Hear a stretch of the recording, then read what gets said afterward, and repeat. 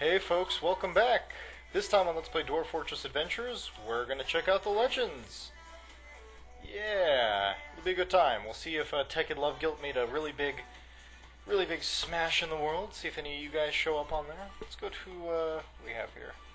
I haven't used this in ages. Historical figures. I think we gotta head down to the bottom or something. Export, no. Filter on string. Tech and Love Guilt, there he is.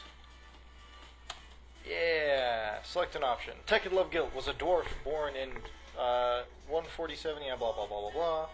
He began wandering the wilds. He was guided by forces unknown. That's us. We began worshipping the ivory scenario. Remember that? We saw the ivory scenario everywhere. We became a member of the Sect of Amusement. See, that's kind of cool. Oh no. In the summer of 200, Tekid was mortally wounded by a giant who bled... Oh, mortally wounded, a giant who bled to death in the ultimate pits. That was our first giant kill. That was good times. Tekid became a mercenary for the gleeful group, probably to kill that giant. He mortally wounded another giant. That was kind of awesome. In the late summer of 200, he became a mercenary for the Remarkable Council, another giant killing.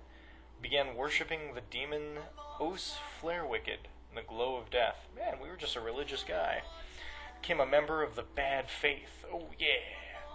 Tekid became a mercenary for the Rhythmatic Fellowship. In late autumn of 200, Tekid mortally wounded another giant, the Jewels of Questing, who bled to death in the crevice of victims.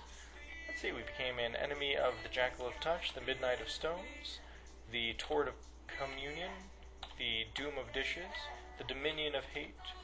And, yeah, that was when we went and attacked. We made all these different enemies. And, well, there it is. In the early winter of year 200, Tekid was struck down by the human rear, scraped in Cloudy Hated. That was apparently where we were at. Oh, I was impaled on a pike by the Doom of Dishes, the Cloudy Hated. Well, hey, if you guys would like, maybe I can go and take care of some of that for you guys. I'll run in and... Oh, excuse me. Go save Tekid.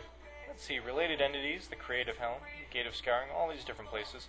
Three most notable kills are three giants. We had 88 other kills. We killed 88 things in our time, including bats, wolves, more wolves, some extra wolves, 20 wolves, cougars, a giant rat, troglodytes too. I think this was, yeah, Ant-Man, a troll. That was the bridge troll, if you remember. So, Tech and Love Guilt was a really good time. I hope you all enjoyed watching Tech and Love Guilt. And make sure to come back next time. Tomorrow we're going to start something a little bit different. Who knows where we'll go? I do, but I'll never tell. Alright folks, thanks for watching. See you next time. You know, before I go, one last thing.